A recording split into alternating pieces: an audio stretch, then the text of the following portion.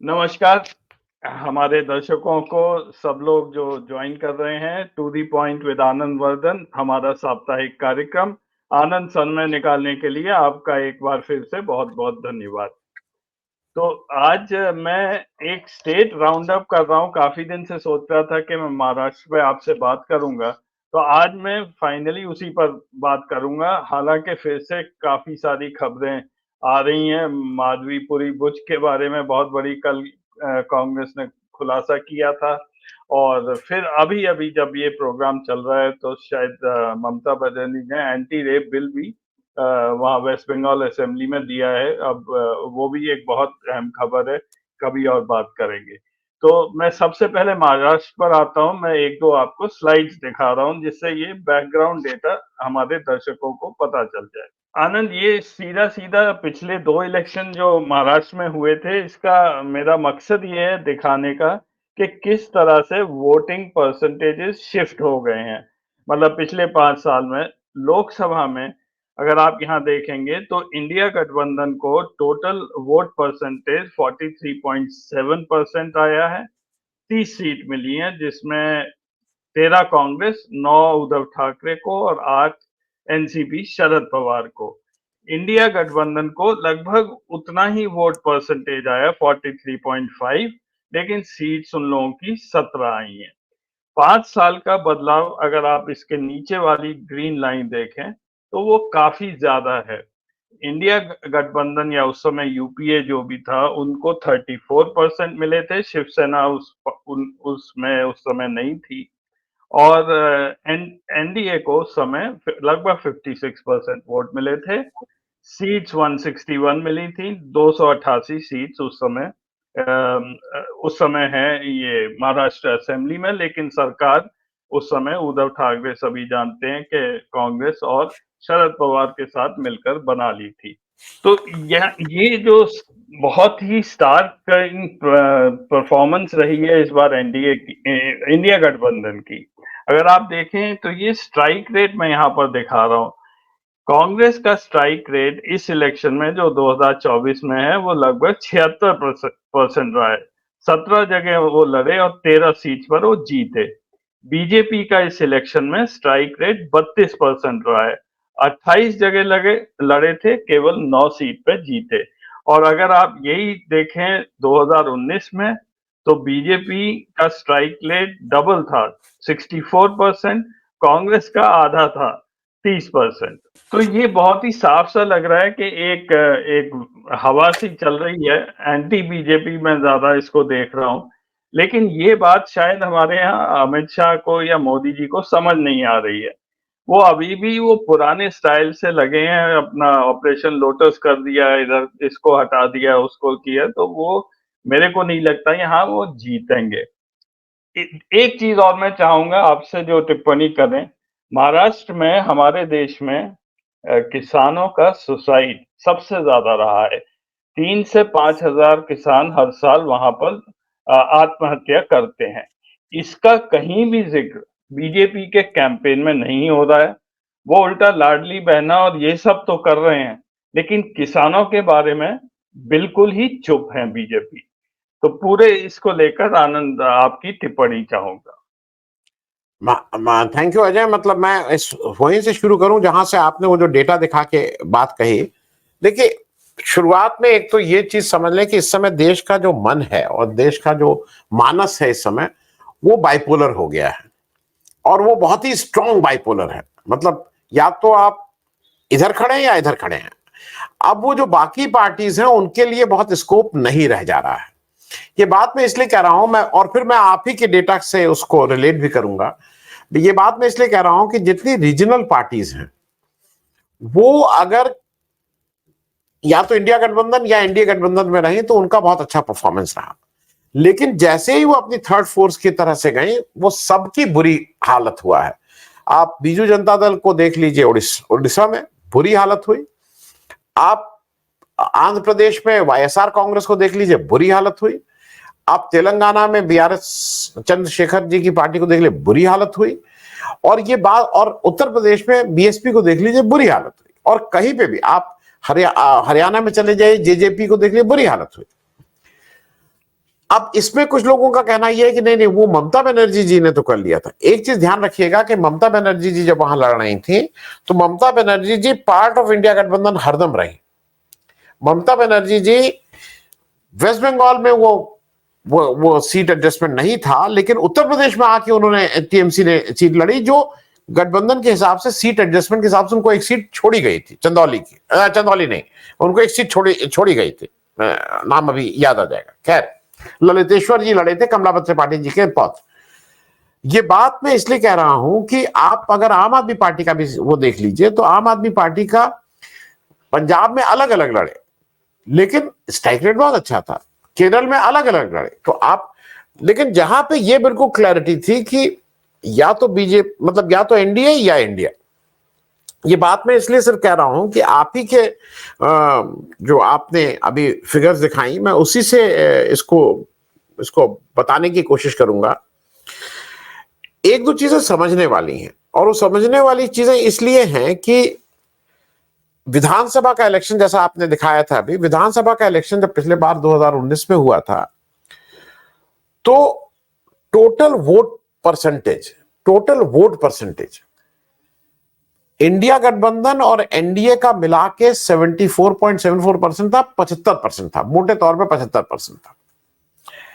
अब एक फिगर आप ही की फिगर्स को आपने भेज दिया तो मैंने I was just looking at it. जो लोकसभा 2019 थी उसमें एनडीए और इंडिया का गठबंधन के टोटल वोट शेयर की मैं बात कर रहा हूं। मैं सिर्फ ये बताने की कोशिश कर रहा हूं कि अब बाइपोलर कितना हो गया। 83.41% था, और 2024 में इन दोनों पार्टी इंडिया गठबंधन और एनडीए का मिला के 87.26% हो गया है। करीब करीब 4% वोट केवल इनके आ गए हैं, अदर्स का मामला कम हो गया है। ये मैं इसलिए सिर्फ बताना चाह रहा था कि अब ये बहुत ही स्ट्रॉन्ग बाइपोलर इलेक्शन है, और उसमें जो बाकी पार्टीज हैं, जैसे कई जगह अब वो कहने की जरूरत नहीं है कौन भेज रहा है, किसके प्रॉम्प्ट पे भेज रहा है, क्यों जा रहे हैं, इस पे भाई किसी पार्टी के लिए कहना भी ठीक नहीं है, क्योंकि लोगों को लगता है कि आप किसी को उनकी बी पार्टी, बी टीम और ये सब क्यों कह रहे हैं, वोट कटवा क्यों कह रहे हैं। लेकिन अगर हरियाणा में जेजेपी के साथ मिलकर अगर चंद्रशेखर रावण जी की पार्टी लड़ती है तो किसका नुकसान करेगी, ये बहुत ऑब्वियस है। अगर मायावती जी हरियाणा में जाके आईएनएलडी के साथ इलेक्शन लड़ रही हैं तो किसका नुकसान करेंगी, ऑब्वियस है, इसको बताने की जरूरत नहीं है। उत्तर प्रदेश में जिस तरह से सीटें लड़ी गई और जिस तरह से कैंडिडेट खड़े किए गए बीएसपी के, वो किसका नुकसान हुआ है सबको पता है। और इसका एक नजारा हम लोग, अगर आपको याद हो, बिहार इलेक्शन में चिराग पासवान ने किस तरह से नीतीश कुमार को ठीक से उनकी सीटें कम करने का सक्सेसफुली कम किया था उन्होंने 2020 में। हैविंग सेड दैट, ये इलेक्शन पोलराइज्ड है, इसमें कहीं कोई दो राय नहीं है। दूसरा, बीजेपी डरी हुई है। अगर बीजेपी डरी हुई नहीं रहती तो ये इलेक्शन साथ में डिक्लेयर हो जाना चाहिए था फॉर हरियाणा और जम्मू कश्मीर के इलेक्शन के साथ। इसको डिले करने का कोई मतलब नहीं था। ये बात मैं सिर्फ इसलिए कह रहा हूं कि डरे हुए के में जो मेन काम है कि उनका झगड़ा वहां का सुलझ नहीं रहा है। भाई वहां पे दो तीन अलग अलग इश्यूज हैं। वहां पे अजीत पवार साहब सबसे सीनियर हैं उन तीनों में, एनडीए में। वो कहते हैं ये सब मतलब आप लोग कल के लोग, मैं इतना सीनियर, तो उनको लगता है कि चीफ मिनिस्टर तो मैं। देवेंद्र फडणवीस एक बार चीफ मिनिस्टर रह चुके हैं, और आप सोच लीजिए उन्होंने कितना अपने मन को मार के, उन्होंने मतलब कितना मन के ऊपर उन्होंने पत्थर रख के कैसे डिप्टी चीफ मिनिस्टर बने हुए हैं, वो आपने देख लिया है। उधर जो शिंदे साहब हैं, वो चूंकि वहां पे मराठा आंदोलन इस समय तेज हो गया है, मराठा वो, तो इसलिए उनको लगता है भाई वही एक उनके पास फेस है मराठा। अगर शिंदे जी को भी अगर वो नहीं प्रोजेक्ट कर, तो अभी तक बीजेपी की कश्मकश ये है कि ये आपसी लड़ाई को ठीक नहीं कर पा रहे हैं, उसको सेटल नहीं कर पा रहे हैं, और इसीलिए वो और टाइम लेते जा रहे हैं।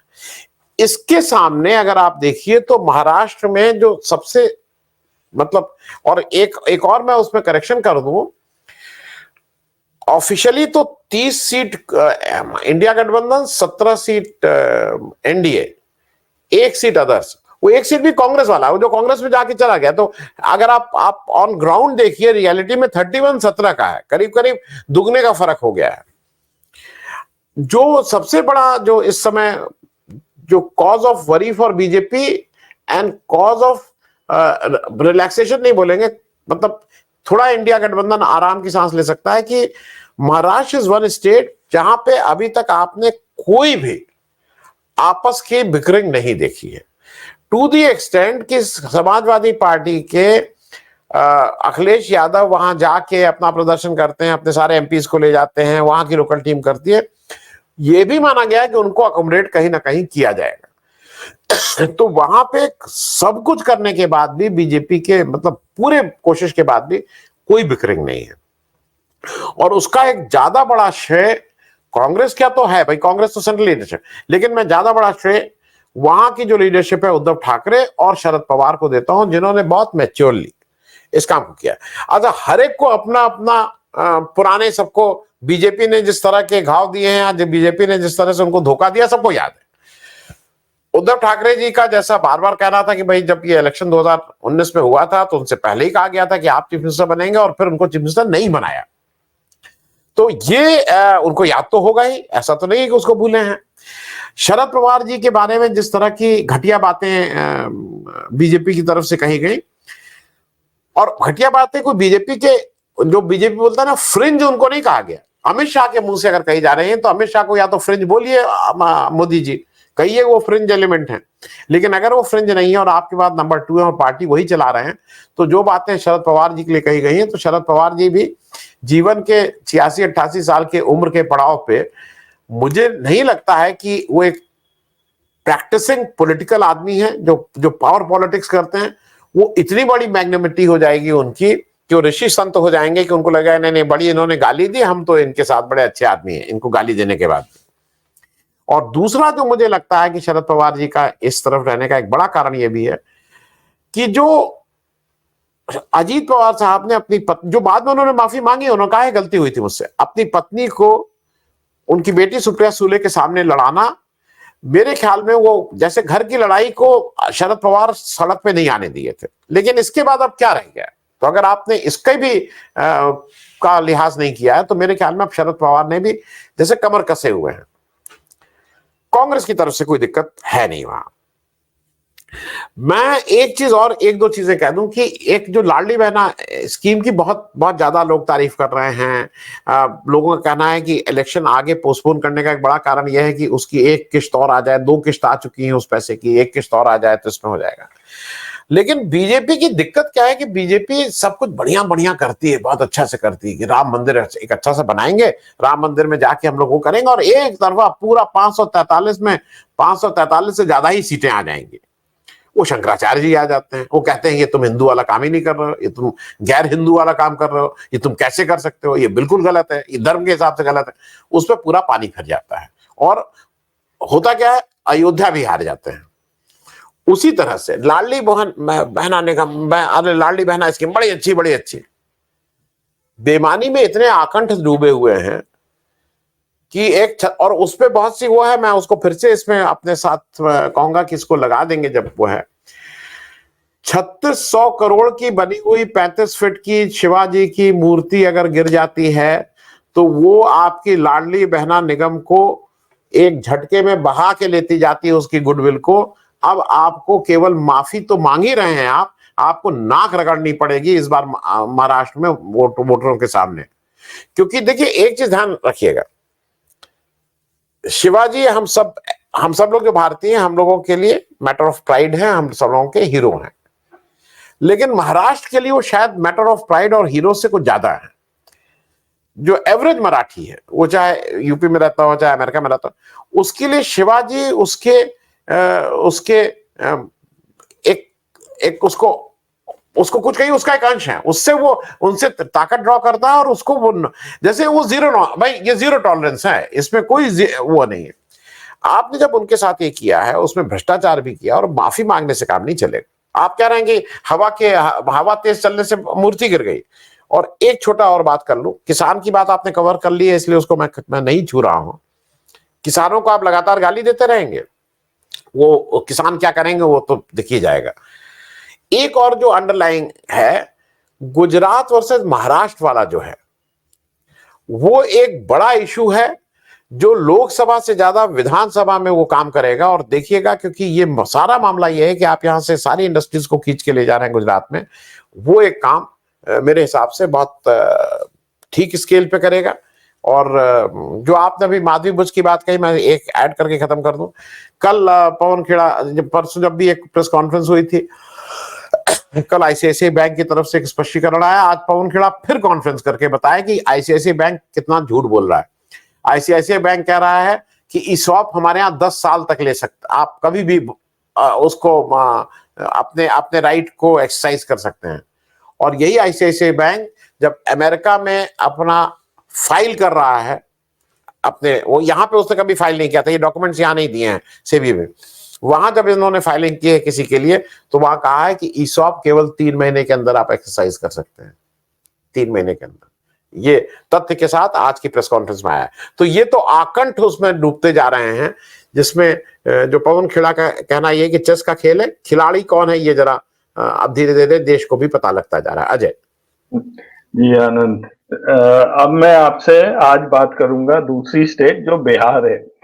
ये महाशय ये बीच बीच में ये बोलना शुरू करते हैं। कल मेरे यहाँ मेरे एक मित्र बैठे हुए थे और उन्होंने ये कहा कि ये तभी बोलते हैं जब इनको इंस्टॉलमेंट मिल जाती है। मतलब बिल्कुल उस तरह आनंद, जैसे हम लोगों ने जब घर का लोन लिया था तो 3-4 इंस्टॉलमेंट में मिलता था। अब जब बैंक से पैसा आया तो पहले नींव पड़ गई और फिर हम वेट करते थे कि अगला इंस्टॉलमेंट आए, फिर आया, फिर हम काम शुरू कर देते थे। तो इस तरह से इनके बारे में भी यहाँ पे बिल्कुल वैसे ही बोल रहे हैं। तो ये सडनली एकदम से जग गए और ये मुस्लिमों के हितैषी बिहार में अपने को बता रहे हैं। और दूसरा, ये चिराग पासवान को अपना मुख्यमंत्री बनाना चाहते हैं। तो पहली चीज तो मैं आपसे चाहूंगा कि ये प्रशांत किशोर पर आप जरा टिप्पणी करें, ये क्या हो रहा है बिहार में। आनंद, देखिए, वो बिल्कुल स्पष्ट है कि देखिए, जो प्रशांत किशोर साहब हैं, ये एक जन स्वराज यात्रा इन्होंने निकाली, उसकी एक पार्टी बना दी है। उस पार्टी का मैं शुरू से करूं, उनका पहले अगर आप याद करिए तो, मतलब मैं पहला एक वो करूं, वो कहते हैं पार्टी जो हमारी चलती है वो, मैं जिन लोगों के लिए मैंने काम किया है वो सारे लोग इसमें मुझे सहयोग करते हैं। तो वो एक लाइन में क्या करते हैं कि सबको खड़ा कर देते हैं। अब कोई वो स्टैलिन को भी खड़ा करते हैं, वो चंद्रशेखर जी को भी खड़ा करते हैं, वो अरविंद केजरीवाल को भी खड़ा करते हैं, वो कैप्टन अरविंदर को भी खड़ा करते हैं, फिर वो बीजेपी को भी खड़ा करते हैं, वो नीतीश को भी खड़ा करते हैं, वो सबको, ममता बनर्जी को भी। उनसे आज तक किसी, अच्छा वो सारी उनकी जो प्रेस है वो मैनेज होती है जैसे मोदी जी की। आप आज तक किसी पत्रकार ने उनसे ये क्यों नहीं पूछा कि अच्छा तो बीजेपी से भी मिलता है? भाई वो कहते हैं सारी पार्टी। तो भाई इलेक्टोरल बॉन्ड तो सोचा था बीजेपी को मिले थे, सबसे पैसे वाली पार्टी तो बीजेपी है, तो बीजेपी से भी मिलता है। इस पे ये कोई नहीं पूछता है उनसे, मानी हुई बात है, बीजेपी से भी मिलता है। अब जो दूसरी बात वो करते हैं, अगर आप याद करिए तो वो एकदम से लोकसभा का इलेक्शन जब आया था तो वो कौन सा ऐसा टीवी चैनल नहीं था जहां सुबह शाम यहां वहां इधर उधर, और लगातार वो ये बात कहते थे कि बीजेपी, मतलब वो तो बीजेपी की 400 क्या, उनका बस चलता तो 800 पार करा देते, इतनी हो जाएंगी और ये हो जाएंगे और चाहे ये कुछ हो जाए ये नहीं आएगा। इंडिया का, वो इंडिया गठबंधन के ऊपर बंदूक ताने रहते थे। उनकी ज्यादा बंदूक 2 लोगों के ऊपर और ताने रहते थे पिछले कुछ सालों में, अगर आपको याद हो, राहुल गांधी और नीतीश कुमार, इनको लगातार गाली देते थे। अब एक 2-3 दिक्कतें हैं वहां पे। एक दिक्कत यह है कि जब वो राहुल गांधी नीतीश कुमार को गाली देते हैं, अब उन्होंने को लगा कि नहीं सिर्फ राहुल गांधी नीतीश कुमार के नहीं, अब इनको तेजस्वी को भी गाली देनी चाहिए। ये तेजस्वी को अब बता रहे हैं कि वो 9th पास है, उसको चीफ मिनिस्टर कैसे? तो भैया, जिस पार्टी जेडीयू के तुम उपाध्यक्ष थे, उस जेडीयू ने उसको डिप्टी चीफ मिनिस्टर बनाया था, तो तुमने काहे नहीं इस्तीफा दे दिया था? तुम भी उसमें ले जाके जब उनके तख्त पे बिठाया जा रहा था तुम भी फूलमाला पहना रहे थे, तो तुमने क्यों नहीं कहा कि नहीं ये तो बिल्कुल गलत है? तो डिप्टी चीफ मिनिस्टर बन सकता है लेकिन चीफ मिनिस्टर नहीं बन सकता है। मतलब ये कुछ अजीब से तरह का हुआ है। मैं अभी उसमें नहीं जा रहा हूं कि जो तेजस्वी यादव को मैं, क्योंकि ऊपर लगेगा मैं तेजस्वी यादव ने पढ़ाई कम क्यों की थी, उसके एक हफ्ते हैं, मैंने इस पे बहुत किए हैं शोज, वो इंडिया अंडर 16 या कहां तक का खेला हुआ है भाई। वो मतलब वो क्रिकेटर पूरा बनना चाहता था। इस देश में कोई तेंदुलकर से पूछता है कि आपकी पढ़ाई क्या आपने की है? धोनी का किसी को पता है क्या पढ़ाई किया? मैं सिर्फ बातें ये इसलिए कह रहा हूं कि अगर वो क्लिक कर गया होता एज अ प्लेयर तो शायद ये नहीं पूछा जाता। नहीं हुआ, जो भी है। Coming back to the basic thing, अब वही कहते हैं कि जन स्वराज पार्टी बिहार में वो ठोक के कहते हैं 243 में कम से कम 140 सीटें तो जन स्वराज पार्टी लाएगी।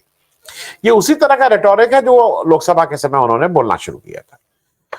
उनका ये मानना है कि अगर वो चिराग पासवान की अभी डन डील नहीं है, चिराग पासवान की डील ये वो कह रहे हैं कि आप अपनी पार्टी को मर्ज करिए हमारे, तो हम आपको चीफ मिनिस्टर का चेहरा बनाएंगे, और खुद ये अपने को चाणक्य के रोल में रहेंगे, कहेंगे मैं नहीं बनूंगा।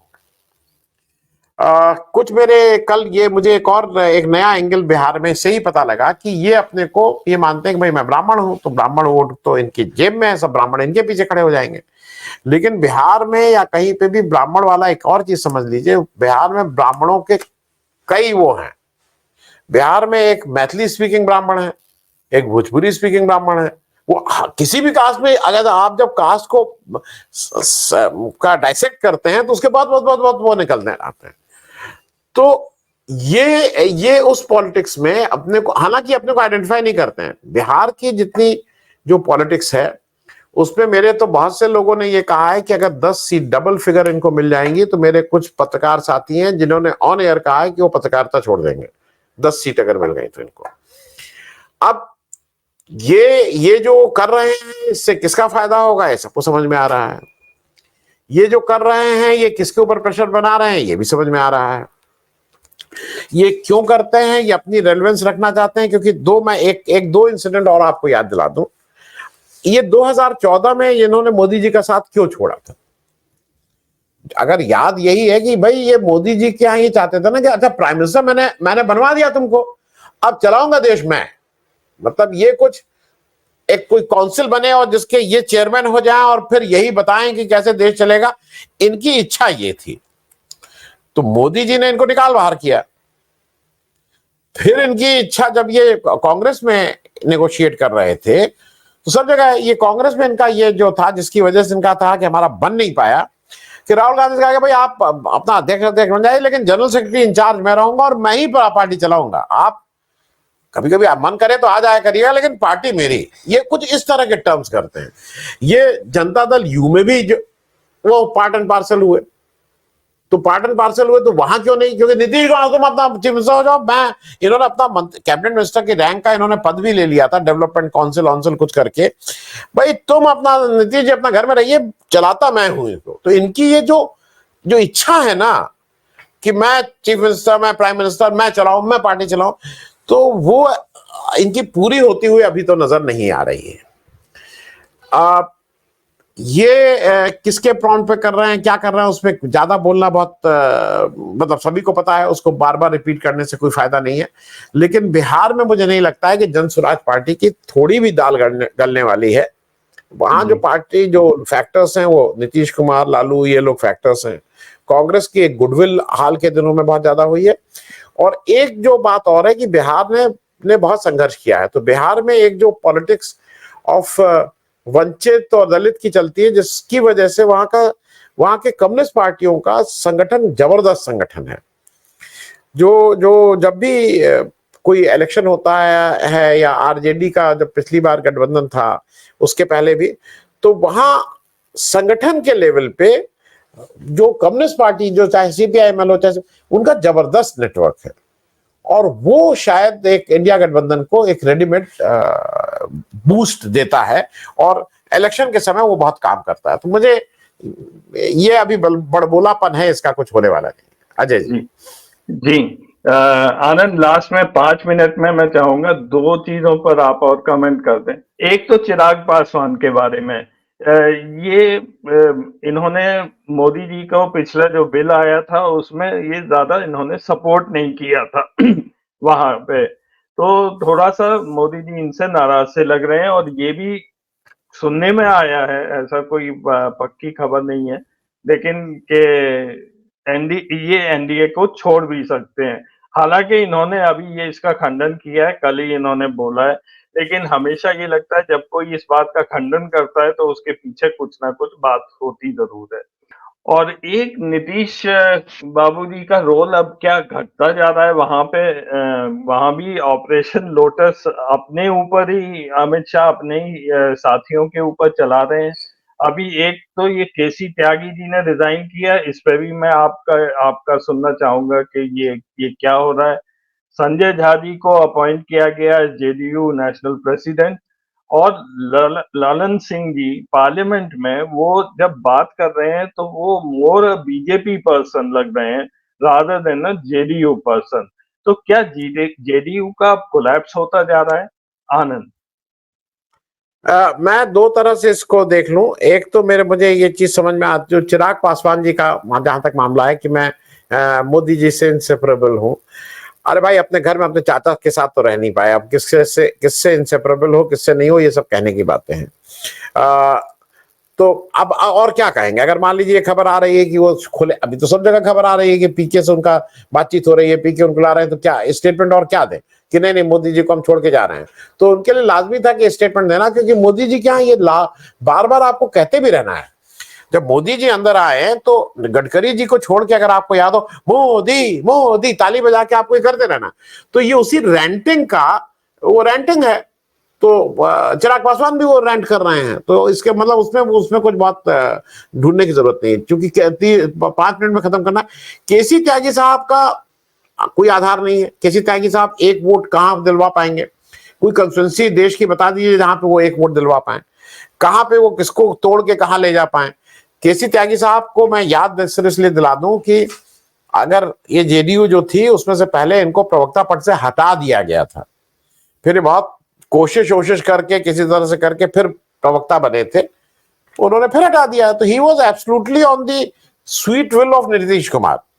ये नीतीश कुमार के पूरी तरह से उनकी इच्छा होगी तो रखेंगे, नहीं रखेंगे नहीं रखेंगे। आपने कुछ ऐसा काम किया जो उनको ठीक नहीं लग रहा है, बीजेपी से कहा गया होगा कि ये जो मामला है उस पर इनको हटाओ, पैलेस्टीन वाले मामले पे, तो बीजेपी से इशारा आया, इनको हटा दिया गया। तो वो कोई फैक्टर ही नहीं है।